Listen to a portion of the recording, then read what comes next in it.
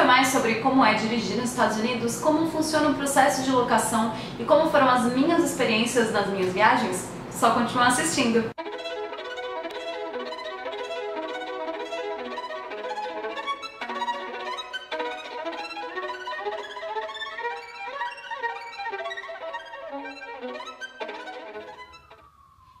Banana? Gente, aqui é a Legilos e hoje eu vim falar pra vocês um pouquinho sobre o aluguel de carro e a experiência de dirigir nos Estados Unidos. No ano passado eu fiz um post lá no blog, só escrito, não tem vídeo, falando um pouco sobre a minha experiência de alugar um carro e de dirigir em Orlando. Já que eu não tinha feito vídeo, eu vou fazer um resgate aqui rapidinho sobre todos os pontos que eu já falei lá e também falando sobre como foi a minha experiência na Califórnia e se eu achei as mesmas coisas sobre dirigir e sobre os americanos no volante esse ano. Quer dizer, se eu achei a mesma coisa, né? Esse ano e o ano passado. Então no post do ano passado, eu tô aqui até olhando ele, dando uma colinha. Eu fiz meio que um FAQ, eu vou deixar aqui embaixo linkado bonitinho pra vocês acessarem e terem mais informações. Falando sobre algumas dúvidas comuns e também sobre a minha experiência de dirigir em Orlando. Resgatando um pouco meu histórico como pessoa que não dirige. Eu tenho carta desde que eu fiz 19 anos, porém, tipo, eu não tenho o hábito de pegar o carro e sair por aí. Eu tenho um certo medinho, assim, do trânsito de São Paulo, meio caótico, meio assustador. E, querendo ou não, todos os lugares pra onde eu vou, eu tenho a facilidade de ter um metrô ou um ônibus perto, ou então o táxi, se é muito barato, e eu acabo optando por uma das três opções, ao invés de pegar o carro. Então sim, quando eu fui ano passado, fazia pelo menos 2 anos que eu não pegava em um carro. Só que a partir do momento em que a minha avó decidiu que ela ia viajar comigo, eu falei, eu não posso ficar andando de ônibus em Orlando com ela, né? Inviável, não dá pra viver dessa maneira.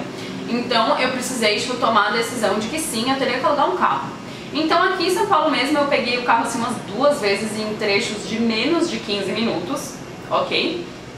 E fui pra lá e me saí incrivelmente bem. Então, gente, não tenham medo de dirigir lá, ok? Porque é fácil, é tranquilo e você não vai enfrentar problemas. Pelo menos, olha a minha experiência. Fazia muito tempo que eu não dirigia. Eu não tenho hábito de dirigir aqui, não sou uma pessoa que costuma dirigir. E eu não tive problemas, não tive problema nenhum, foi super tranquilo. Então, eu vou pegar aqui as perguntas que eu falei lá no post escrito, falar um pouquinho sobre e depois contar as experiências em Orlando e na Califórnia. Aí a gente pode fazer um comparativo. A primeira pergunta é, quais documentos eu preciso portar para poder dirigir nos Estados Unidos? Você só precisa da sua carteira de motorista. Tinha um negócio que você tinha que fazer, que eu nem lembro mais a sigla, só que caiu por terra, você não precisa.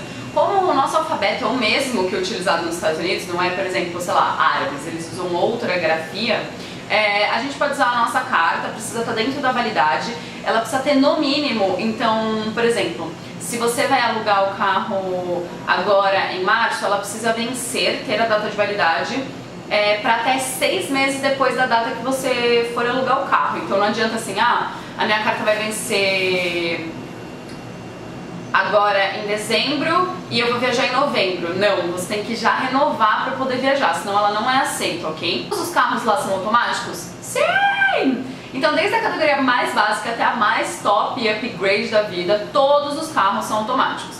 E isso pra mim foi uma coisa que facilitou a minha vida e fez com que eu me desse ainda melhor dirigindo na cidade da fantasia. Você não precisa se preocupar, é super fácil. Entra aqui no link do post que eu coloquei uma fotinho se você nunca dirigiu um carro automático. É só, você não precisa mudar de marcha nem nada, você só coloca ele lá, dirigir, pronto, parar, pronto. E é isso, é fantástico, mágico e incrível. E Orlando não tem, ladeiras nem nada, então é uma preocupação a menos. Já na Califórnia tem algumas, porém, como o carro é automático, também não há preocupações. Incrível, né? Aonde eu posso alugar meu carro? Bom, existem uma lista infindável de locadoras de carro. Algumas são mais conhecidas como a Hertz e a Alamo, e outras são um pouco menos conhecidas como a Sixt. No ano passado eu aluguei o carro pela Sixt e esse ano a gente alugou pela Budget. A minha experiência com a Budget foi bem negativa no quesito de pagamento, que eu acabei caindo no conto do larápio, se podemos dizer assim, que todo mundo falava e que eu não passei com a Sixt no ano passado. O que eu sugiro para vocês você pode alugar o seu carro por sites como Decolar, o Tais.com, não, eu ia falar Tais.com, mas o Tais.com não. Submarino Viagens e outros semelhantes, ou até mesmo tipo uma companhia, né, de viagem, tipo TAM Viagens, CVC. Ou você pode entrar no site da locadora e fazer a locação por lá. Eu sugiro que você faça a locação do carro pelo site da locadora. Por quê? Ano passado, na Sixt, eu entrei no site da Sixt, selecionei a dedo todos os seguros que eu queria, porque eu selecionei tudo, e o carro ficou bem em conta, peguei, não tive problema nenhum, devolvi e ok, sem problemas. Esse ano a gente alugou pela Decolar para poder parcelar em 5 vezes. O que aconteceu? A Decolar falava que dentro do nosso pacote tinha todos os seguros. Só que quando a gente chegou lá para retirar o carro, eles falaram que na verdade estava faltando o seguro contra terceiros. Então assim, se eu batesse em alguém estava coberto, só que se alguém me batesse não estava coberto. Então tipo, oi? Sabe, tinha vários outros pontos, por exemplo, se eu tivesse problema, sei lá, um pneu furasse e eu precisasse de um reboque, eles não iam me buscar se eu não pagasse o que estava faltando. Super legal, né? Só que não. Então, a gente acabou pagando essa taxa extra que saiu, tipo, o preço que a gente já tinha pago no carro de novo. E eu já tinha visto histórias várias vezes sobre isso e as pessoas falando não paga, não paga. Só que como a gente usa muito o carro, porque na Califórnia você usa o carro 150 mil vezes mais do que eu acho que em qualquer outro lugar dos Estados Unidos, a gente ficou com medo de não pagar. Então a gente acabou pagando, tipo, a gente alugou o carro por $400 e daí a gente pagou em seguros mais $400. O que é um absurdo, porque no ano passado eu paguei em tudo bem que foi um período menor de locação, mas eu paguei acho que $200 com seguros com tudo, então tipo, né, e era metade dos dias, então deveria ter sido proporcional. Eu, nas minhas 2 experiências, falo pra você alugar pela Sixt. Vai lá no site, paga à vista mesmo, junta esse dinheiro em específico pra pagar à vista, e investe pelo menos nisso, porque você não vai ter dor de cabeça, o valor vai ser aquele mesmo, você não vai ter gastos inesperados, certo? Qual é o preço mais barato? Bom, já poderia ter falado lá no que eu tava falando antes, mas aí varia um pouco, você tem que pesquisar, ver exatamente esses pontos que eu acabei de falar na pergunta anterior, do tipo, será que eles vão me dar um information? Eu prefiro parcelar e talvez ter um gasto extra na hora. Por exemplo, idade é um fato bem importante. Quando eu fui ano passado, eu tinha 24 anos. Eu, na verdade, tinha 23, porque eu fui antes de eu fazer aniversário. Então, lá nos Estados Unidos, se você é menor de 25 anos e você aluga um carro, tem uma taxa extra na maior parte das locadoras. Pela Sixt, que foi a que eu optei, não tinha essa taxa se eu pegasse um carro econômico. Então tem várias categorias de carro, e se eu pegasse a mais básica de todas, não tinha essa taxa. Então por isso que eu optei pela Sixt e acabou sendo muito mais em conta, porque senão eu teria pago acho que uns 30, 20 dólares a mais por dia, o que faz uma bela diferença. Escolho o modelo do carro? Não. Você escolhe a categoria, que é o que eu citei algumas vezes sem explicar muito bem.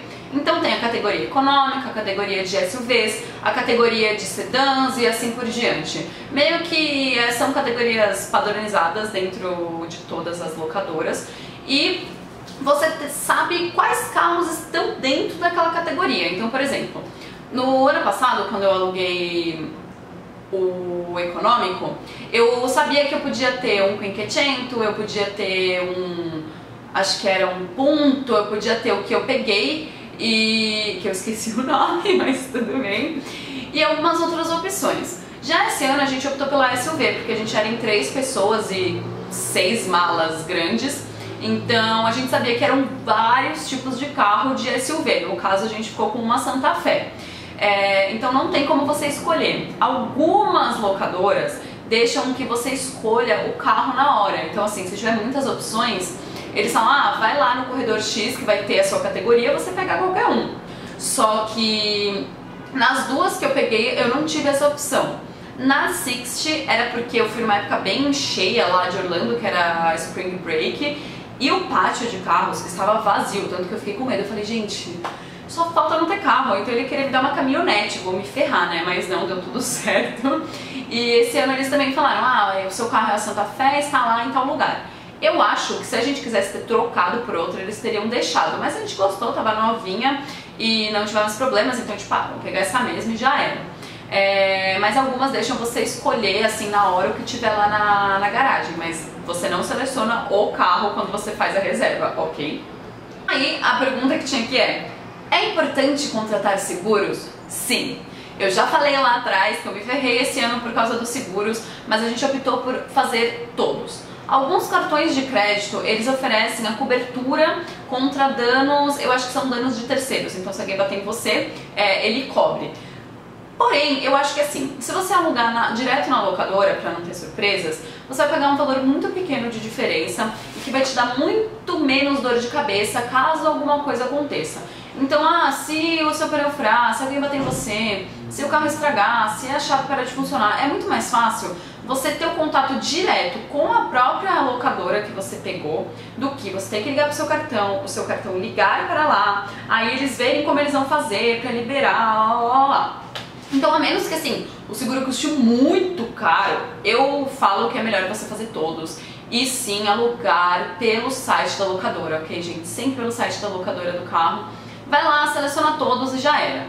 E presta atenção, porque quando você vai selecionar os seguros, eles já colocam ali no meio assim, o GPS e um negócio que é tipo um sem parar, que chama SunPass. Você não precisa disso na sua vida, ok? Exceto se você já souber que, eu vou fazer uma rota que tem muitos pedágios e que vale a pena o SunPass, ok, você vai lá e opta por esse aluguel. Já o GPS, gente, não precisa. Pega um chip no celular ou compra um GPS lá que você vai pegar o mesmo valor. Então assim, se você ficar 5 dias ou mais, que foi a conta do ano passado, valia mais a pena eu comprar o GPS e revender aqui pelo mesmo preço que eu paguei, sem lucro nenhum, porque pelo menos eu teria o dinheiro de volta e seria a mesma coisa que eu ia pagar nos dois cenários. Então pega assim um mapinha do Maps e vê a loja mais próxima para você ir saindo da locadora e já era. Você não perde tanto dinheiro com isso. E a pergunta derradeira: é difícil dirigir nos Estados Unidos? Bom, como eu já disse, eu contei a minha experiência pra vocês no começo do vídeo e pra mim foi super tranquilo dirigir em Orlando. Eu não tive dificuldades, tipo, em algum momento ou outro, obviamente, algum dos carros não foi tão lisonjeio comigo e eu tive que, sei lá, dar uma volta extra no quarteirão pra conseguir entrar na rua que eu queria, mas isso não é um problema, certo? Lá as ruas são amplas, tem muito espaço, você não se sente esmagadinho que nem umas coisas aqui em São Paulo que você acha que você vai bater no carro que tá parado e no ônibus que tá do seu lado e, meu Deus, que medo. Então você não precisa se preocupar muito, porque o carro ele tem espaço, as vagas em Orlando, todas são vagas assim que você só entra, não precisa fazer baliza, não precisa fazer nada. Já na Califórnia você precisa ter talvez uma destreza um pouco maior, porque não tem tantos estacionamentos, assim, tantas vagas para você parar prontamente, assim, pare aqui. Então você tem que fazer umas balizas às vezes e sofrer um pouquinho mais, mas também é super tranquilo. As pessoas tendem a ser, assim, mais educadas, apesar de tudo. Você tem sim que prestar atenção, que dá seta e tudo mais, só que não é uma coisa assustadora. Como lá tem muitas highways que são tipo marginais, elas são tipo em número incrível. Todo lugar que você vai secar uma highway tem tipo a I-5, a I-7, a Santa Fé, a Santa Bárbara. Meu Deus, é tipo infinitas. E é uma sobre a outra, você sai de uma, entra na outra, e para todos os sentidos são essas highways praticamente, tanto na Califórnia quanto na Flórida. Então você não precisa se preocupar, porque praticamente não tem farol, então você vai lá, atente ao limite de velocidade, claro. E uma dica que eu faço, inclusive, fica sempre na pista da direita, porque a esquerda, como é a mais rápida, é o que a minha amiga falava esse ano, porque a gente tava lá no máximo, o máximo era 65, a gente tava 65. E a galera, tipo, ultrapassando a gente, dando farol. E isso aconteceu no ano passado também. Eu tava, tipo, no máximo da velocidade da pista e a galera me dando farol. Eu, gente, mas eu estou no máximo. Aí esse ano a gente foi ultrapassado pelo ônibus escolar. Sabe aqueles ônibus amarelinhos? Então. Aí a minha amiga disse que é porque as pessoas lá sabem onde tem radar, se pode ultrapassar a velocidade ou não, mas como a gente é turista, é sempre bom a gente se manter dentro dos limites da lei, certo? Então, nada de ficar ultrapassando a velocidade, nem nada disso. A dica é, siga os limites de velocidade e se atente às regras de direção dos Estados Unidos, porque tem alguns detalhes que fazem diferença. Então, por exemplo, se você está numa rua e você está na pista da direita e tem um farol que está fechado para o seu sentido, se não tiver vindo nenhum carro, nenhum pedestre estiver atravessando, você pode fazer a conversão à direita, é permitido. Quando não é, tem uma plaquinha avisando, mas tipo, quase nunca existe. Praticamente todas as ruas você pode converter à direita. Além disso, as ruas lá são bem delimitadas no quesito de sentido. Então, como tem cruzamentos muito grandes em que você pode virar à direita e reto, diagonal, dar um looping e tudo mais, você tem que prestar atenção na pista, porque às vezes tem a flechinha falando, se você ficar aqui, você só pode ir nesse sentido. Se você ficar aqui, você pode ir nesse ou nesse, e assim por diante. Vale se atentar bastante a esse detalhe. Uma coisa importante sobre a conversão à direita é lembrar que os pedestres sempre têm prioridade, ok?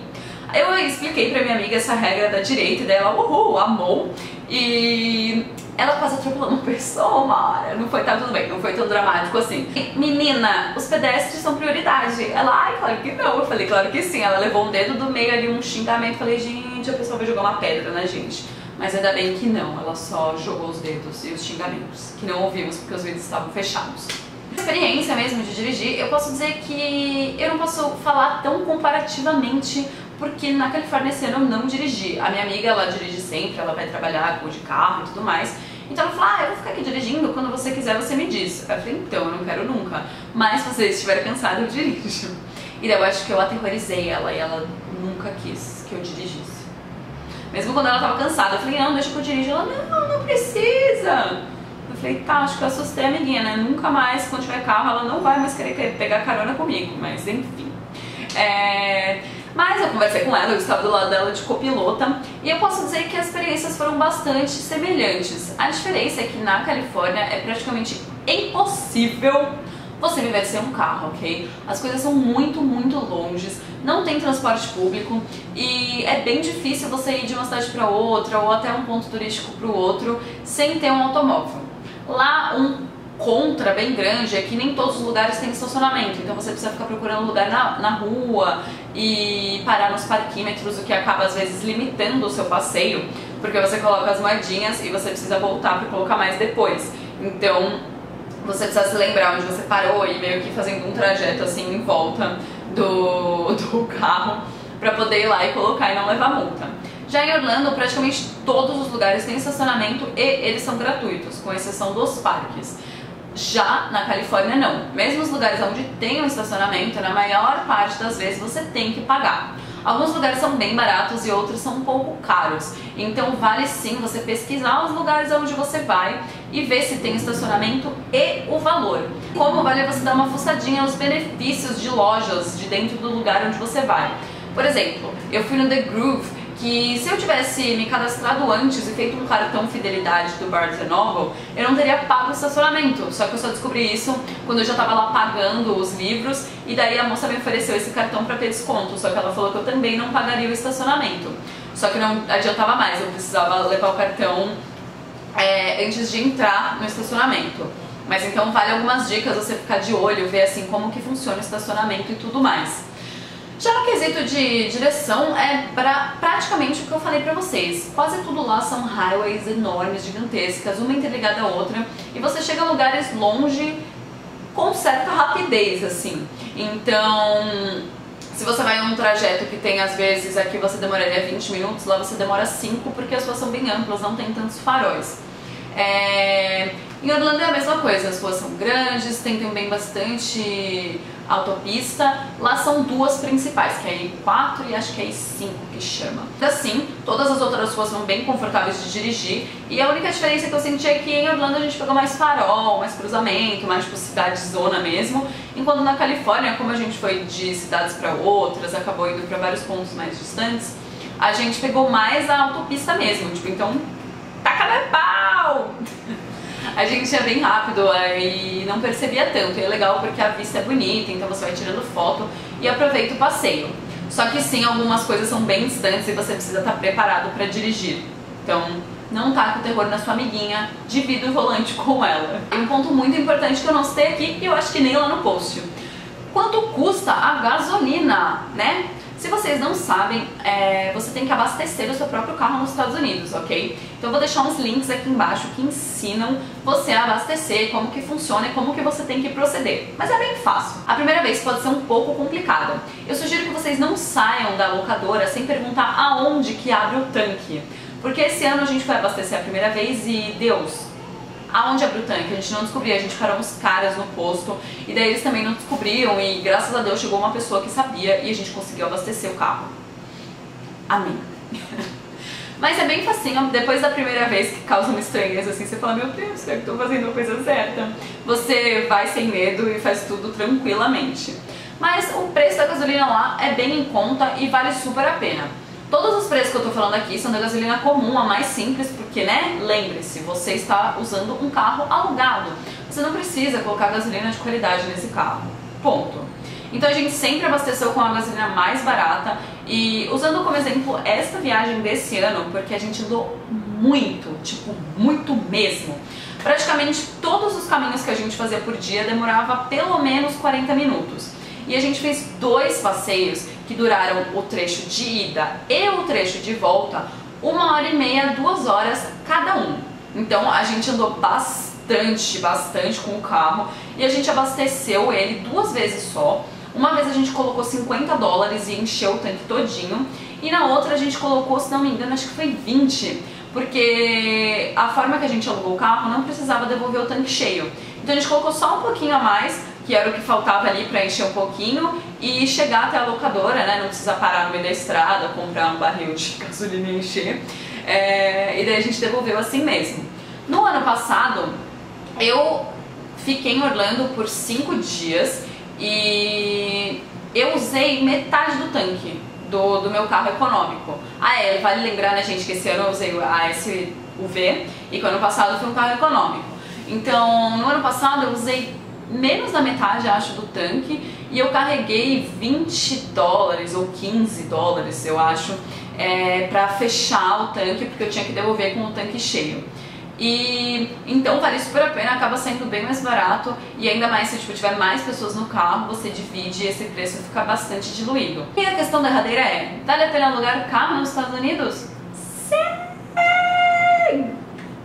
Sim, primeiramente por causa do conforto, a disponibilidade de ir e vir a hora que você quiser e também pelo fato de a locação lá não ser muito cara. Os carros são novos, são confortáveis, a direção é automática, o que é simplesmente fantástico e faz com que você se canse bem menos na hora de dirigir.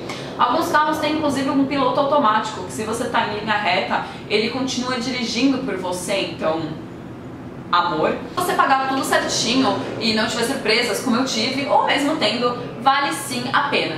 Em Orlando, a gente fez um post lá no blog, eu entrevistei a Cacada por essas páginas, que ela foi sem carro, então ela contou como foi a experiência de pegar o transporte público, de usar táxi de vez em quando e tudo mais.